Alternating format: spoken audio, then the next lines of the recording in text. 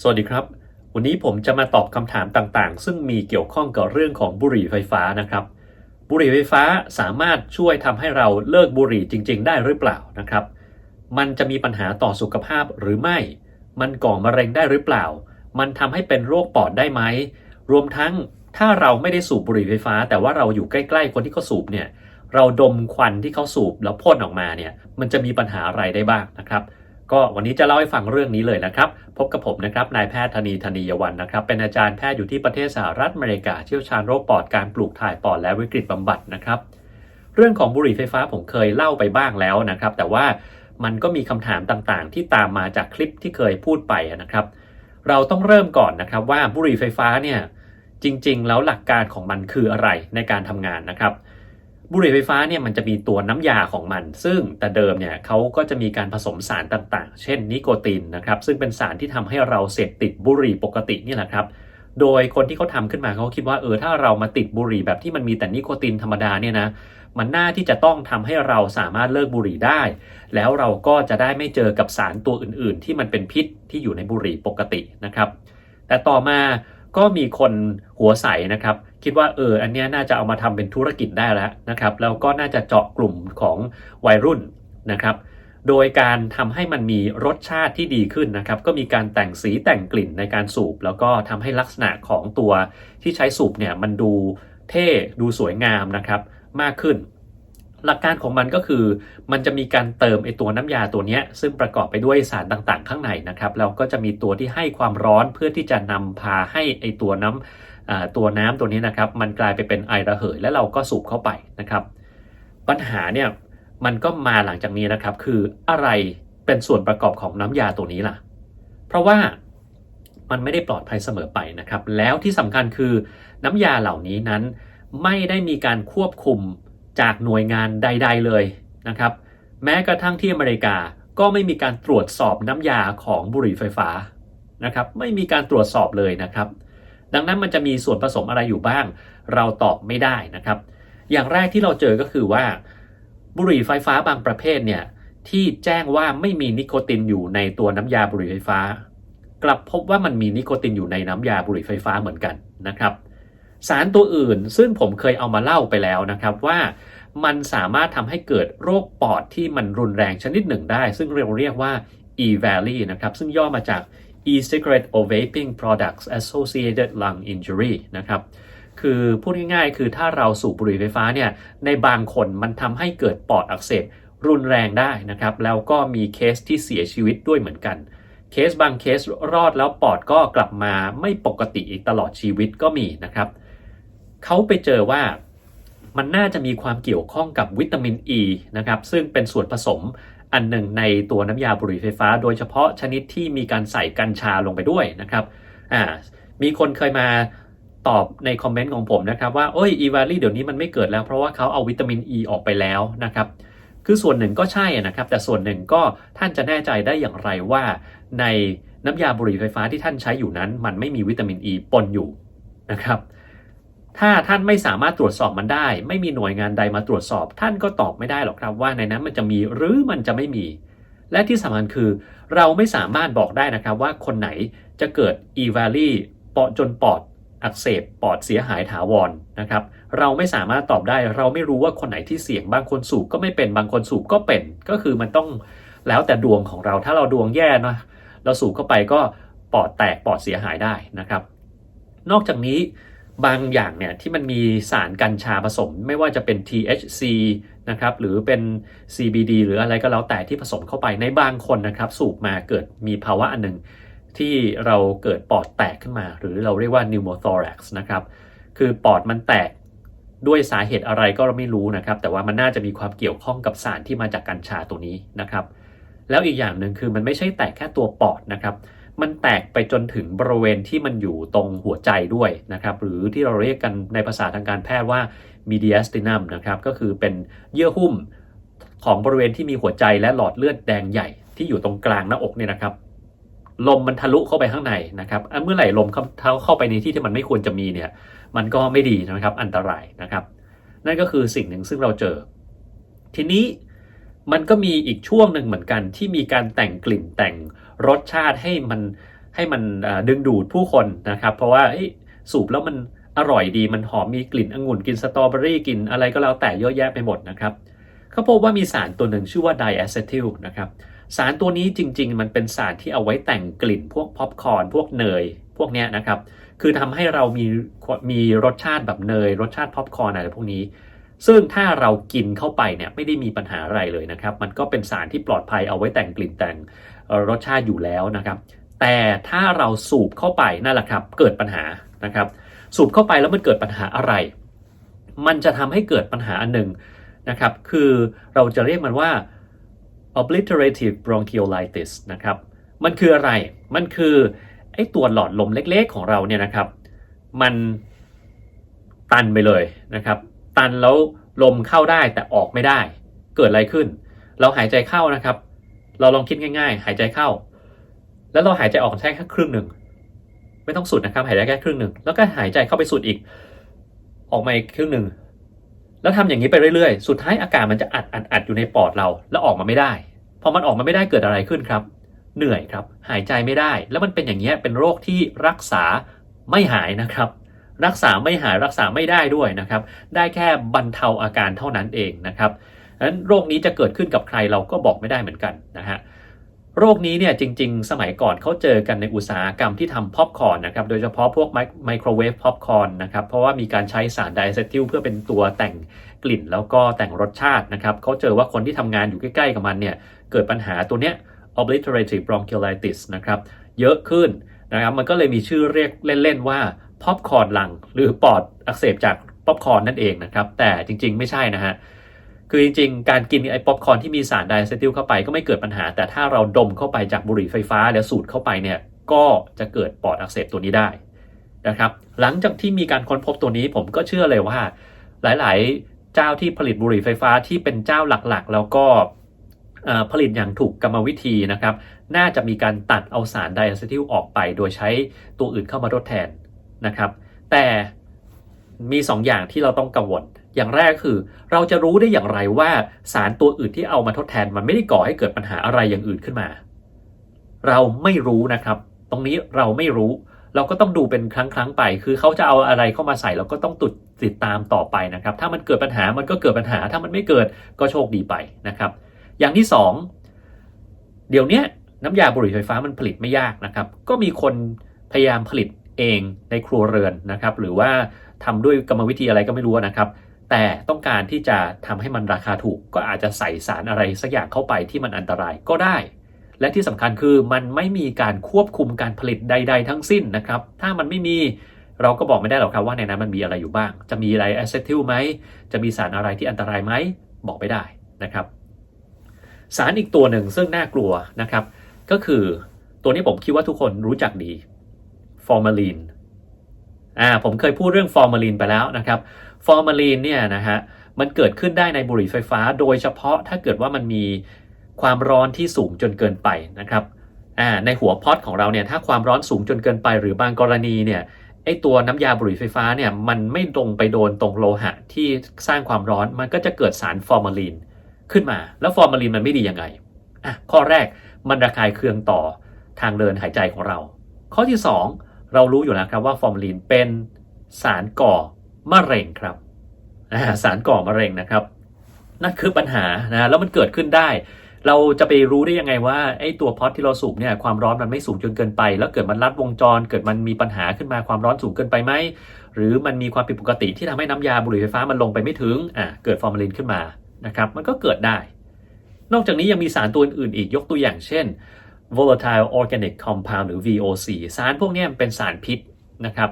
ที่ก่อให้เกิดการระคายเคืองต่อทางเดินหายใจแล้วบางชนิดก็กลายเป็นมะเร็งได้มีอนุภาคเล็กๆนะครับเดี๋ยวนี้เราคงพูดกันถึงเรื่องของ PM 2.5 นะครับดมเข้าไปทุกวัน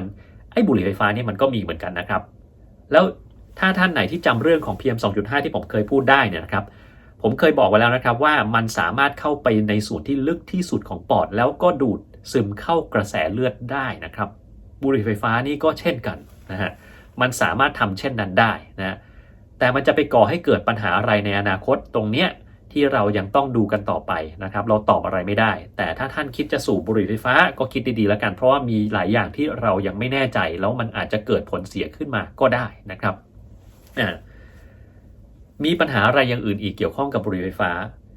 ตัวหัวจ่ายที่ทำให้เกิดความร้อนนั่นแหละครับมันเป็นอะไรครับเป็นโลหะหนัก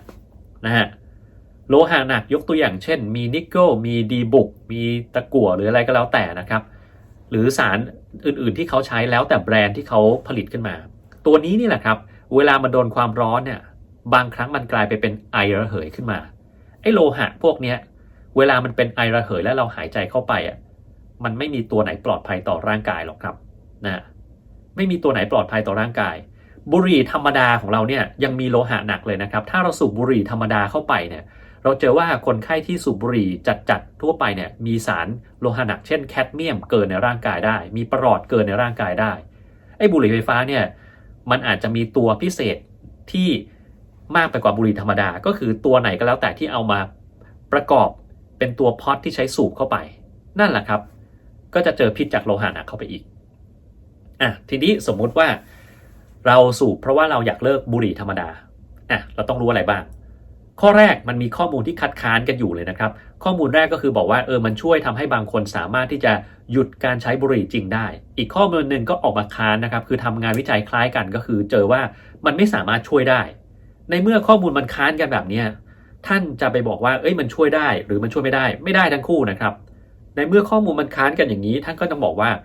แบบนี้การที่จะใช้บุหรี่ไฟฟ้าในการหยุดสูบบุหรี่จริงมันไม่น่าจะเป็นไปได้เท่าที่ควรแล้วครับนะมันอาจจะไม่ได้ผลอย่างที่เราได้ยินหรือต้องการให้มันเป็นเช่นนั้นก็ได้ครับเพราะว่ามันมีงานวิจัยมาคัดค้านอีกอย่างหนึ่งก็คือเราพบนะครับในต่างประเทศโดยเฉพาะอเมริกาเนี่ยวัยรุ่นที่เขาสูบบุหรี่ไฟฟ้ากันเนี่ยครับสุดท้ายเราก็ไปสูบบุหรี่จริงนะครับหรือบางคนก็สูบทั้งคู่ทั้งบุหรี่จริงทั้งบุหรี่ไฟฟ้าสรุปว่าเอาแฟชั่นเอาความสนุกเอาความอภิรมย์จากการที่สูบบุหรี่ไฟฟ้าพวกนี้แหละครับไม่ได้แปลว่าเราสูบเพราะว่าเราต้องการหยุดหรือเลิกบุหรี่จริงๆเลยนะครับดังนั้นคนที่จะสูบบุหรี่ไฟฟ้าเพื่อที่จะเลิกบุหรี่จริงจะต้องรู้ข้อนี้ไว้ด้วยนะครับเพราะว่า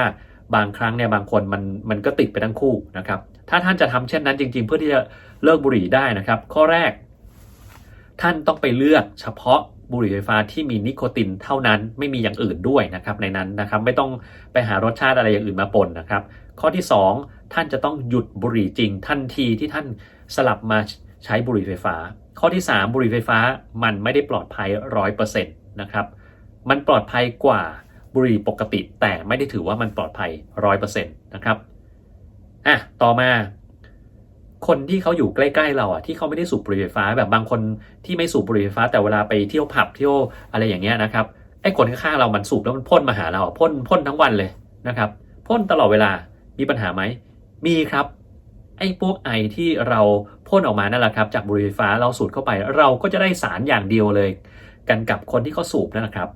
อาจจะได้น้อยกว่าหน่อยนึงเพราะว่าคนที่เขาสูบโดยตรงเนี่ยมันอัดเข้าปอดโดยตรงถูกไหมครับแต่ว่าคนที่เขาสูบแล้วก็พ่นออกมาเนี่ยเราก็ได้ไปด้วยเราก็ได้สารพวกเมื่อกี้ทั้งนิโคตินนะครับทั้งvolatile organic compound นะครับพวกสารโลหะหนักที่ลอยมากับมันสารไดอะเซทิลถ้ามีสารวิตามิน E อะซิเทตถ้ามีนะครับสารก่อมะเร็งชนิดอื่นๆฟอร์มาลีนอย่างเงี้ยถ้ามีนะครับแล้วถ้าเราโดนเข้าไปด้วยเราก็จะเจอไอสารพวกนี้เข้าไปด้วยถ้าเราไปอยู่ใกล้คนที่เขาสูบบ่อยๆเราก็จะโดนเข้าไปด้วยครับเราฟังมาตรงนี้ถึงทั้งหมดนี้แหละครับวัยรุ่นหลายๆคนคงจะไม่เห็นด้วยกับผมเพราะว่าเขาก็อยากจะสูบอยู่ดีเอาอย่างนี้แล้วกันผมให้คำแนะนำแบบนี้ครับสำหรับท่านซึ่งยังไงก็จะสูบให้ได้นะครับต้องรู้อะไรบ้างข้อแรกนะครับบุหรี่ไฟฟ้ายังไงก็ไม่ปลอดภัยมันมีอีกหลายอย่างที่เรายังไม่รู้แล้วการที่เรายังไม่รู้ไม่ได้แปลว่ามันปลอดภัยมันอาจจะปลอดภัยในบางส่วนแต่มันก็อาจจะเป็นพิษในบางส่วนแต่ที่แน่ๆสิ่งที่อยู่ในนั้นน่ะเรารู้ว่าบางอย่างมันเป็นพิษชัวร์ๆนะครับดังนั้นข้อแรกถ้าจะสูบบุหรี่ไฟฟ้ามันไม่ปลอดภัยแน่ๆนะครับข้อที่2มันอาจจะทำให้เกิดโรคปอดได้นะครับอีวาลีปอดแตกหรือจากอะไรก็ได้หรือบางคนเป็นโรคปอดที่เกิดจากสารไดอะเซทิลนะครับ คือปอดมันเป็นปอดอุดกั้นเรื้อรังชนิดที่เรียกว่า obliterative bronchiolitis นะครับเป็นแล้วเป็นเลยแก้ไม่ได้รักษาไม่หายนะครับแม้ว่าท่านจะหยุดสูบบุหรี่ตัวนี้มันก็ไม่หายมันอาจจะดีขึ้นแต่มันก็ไม่หายนะครับต้องรู้2อันนี้ไว้แล้วมันเป็นแล้วแต่ดวงนะครับไม่มีใครบอกได้ว่าคนไหนจะเสี่ยงคนไหนจะไม่เสี่ยงคนไหนที่มีโรคปอดอยู่เดิมอยู่แล้วนะครับไม่แนะนำให้สูบอย่างยิ่งเพราะว่าไม่ว่าท่านจะสูบอะไรเข้าไปในปอดมันก็ไม่ดีทั้งนั้นนะครับ2 ข้อผ่านไปข้อที่3ที่ท่านต้องรู้นะครับท่านควรจะต้องเลือกบุหรี่ไฟฟ้าที่มันได้มาตรฐานที่สุดเท่าที่จะเป็นไปได้นะครับทั้งตัวพอตที่สูบแล้วก็น้ำยาบุหรี่ไฟฟ้าจะต้องมีที่มาที่ไปที่มันชัดเจนที่สุดที่มันปลอดภัยที่สุดไม่ใช่อยู่ๆไปหามาจากอินเทอร์เน็ตจาก LINE จากเพจใน Facebook นะครับหรือที่ไหนก็แล้วแต่ซึ่งเขาโฆษณาขายราคาถูกพวกนี้มีปัญหาทำไมมันถึงราคาถูกก็เพราะว่ามันลัดขั้นตอนเอาของอะไรก็ไม่รู้ที่เราไม่อยากจะให้ยัดเข้าไปในนั้นเพราะมันราคาถูกเขาก็ใส่เข้าไปในนั้นหมดนั่นแหละนะครับเนี่ยเป็นสิ่งที่เราต้องระวังคือไปหามาจากแหล่งที่เชื่อถือได้มากที่สุดผมไม่สามารถบอกท่านได้ว่าแหล่งไหนคือเชื่อถือได้มากที่สุดอันนั้นท่านต้องเป็นคนพิจารณาด้วยตัวเองเพราะว่าตัวผมเองไม่แนะนำให้สูบบุหรี่ไฟฟ้าอยู่แล้วนะครับท่านก็ต้องไปหาเอาเอง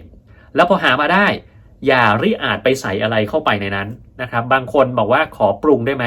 ใส่CBD เข้าไปสาร THC เข้าไปใส่อะไรแล้วแต่เข้าไปในนั้นไม่ได้ครับยิ่งใส่เยอะยิ่งอันตรายเพราะว่าสารพวกนั้นมันก็มีความไม่บริสุทธิ์สูดเข้าไปในปอดก็ไม่ได้มีความปลอดภัยแต่อย่างใดนะครับสุดท้ายคือถ้าเราสูบบุหรี่ไฟฟ้าอย่าไปสูบอย่างอื่นนะครับอย่าไปสูบอย่างอื่นหลายๆคนเวลาสูบบุหรี่ไฟฟ้าแล้วเนี่ยมักจะสุดท้ายแล้วก็ไปสูบบุหรี่จริงไปสูบกัญชาไปเล่นกระท่อมไปเล่นยาตัวอื่นซึ่งมันก็จะได้ปัญหาอย่างอื่นตามมาเป็นกระบวนเลยนะครับดังนั้นตรงนี้เนี่ยเป็นเรื่องที่สำคัญมากๆนะครับถ้าเราแก้ไขภาวะเรื่องพวกนี้ไม่ได้จริงๆสิ่งหนึ่งซึ่งเราจะต้องตอบเยาวชนให้ได้ถ้าเขายังจำเป็นอยากจะใช้บุหรี่ไฟฟ้าข้อแรกกฎที่ต้องออกมาเลยนะครับจะต้องมีอายุให้บรรลุนิติภาวะแล้วก่อนหน้านั้นเนี่ยถือว่าเป็นสิ่งที่ไม่ให้ทำเด็ดขาดนะครับไม่ให้ทำเด็ดขาดเพราะว่าคนที่ไม่บรรลุนิติภาวะเนี่ยนะครับความคิดความอ่านประสบการณ์ความเข้าใจมันไม่เท่ากับผู้ใหญ่แน่ๆอยู่แล้วอันนี้ต้องยอมรับนะครับเราก็ต้องมีกฎข้อนี้ออกมากฎข้อที่2คือถ้าจะให้บุหรี่ไฟฟ้ามันออกมาจริงๆนะครับไอ้พวกน้ำยาบุหรี่ไฟฟ้าพวกพอตพวกอะไรพวกนี้ต้องมีอะไรออกมาควบคุมมันให้ชัดเจนมีการสุ่มตัวอย่างตรวจสอบด้วยว่ามีอะไรปนเปื้อนมีสารอะไรที่เราไม่ต้องการไหมมีไดอะเซติลในนั้นไหมมีฟอร์มาลีนไหมมีสารก่อมะเร็งอะไรที่เราเจอไหมถ้ามีก็ต้องทำทันบนปิดมันให้หมดเลยนะครับนี่ในกรณีของถ้าเราจะไปให้สุดถึงในกรณีที่เราจะเอาบุหรี่ไฟฟ้ามันออกมาใช้นะครับอย่างที่อเมริกาเนี่ย FDA ยังไม่ยอมรับให้เอาบุหรี่ไฟฟ้ามาใช้ในการหยุดบุหรี่นะครับยังไม่ได้ยอมรับผมรู้ว่ามันมีบางประเทศที่เอาบุหรี่ไฟฟ้ามาเพื่อที่จะเลิกบุหรี่แต่อย่างไรก็ตามอย่างที่บอกเมื่อกี้มีงานวิจัยที่ออกมาคัดค้านกันอยู่นะครับวันนี้ก็เล่ามาเพียงเท่านี้แล้วกันนะครับส่วนตัวผมคิดว่าไม่สูบดีที่สุดนะครับแต่ถ้าจะสูบก็เลือกให้ดีๆแล้วกันแล้วก็ทุกๆอย่างมันอยู่บนความเสี่ยงท่านสูบท่านมีความเสี่ยงแน่นอนไม่มีการที่สูบบุหรี่ไฟฟ้าแล้วจะปลอดภัยนะครับจะเกิดอะไรขึ้นบ้างหรือเปล่าอันนี้ผมตอบไม่ได้นะครับมันแล้วแต่ดวงของท่านเลยนะฮะโอเควันนี้เท่านี้นะครับขอบคุณมากครับสวัสดีครับ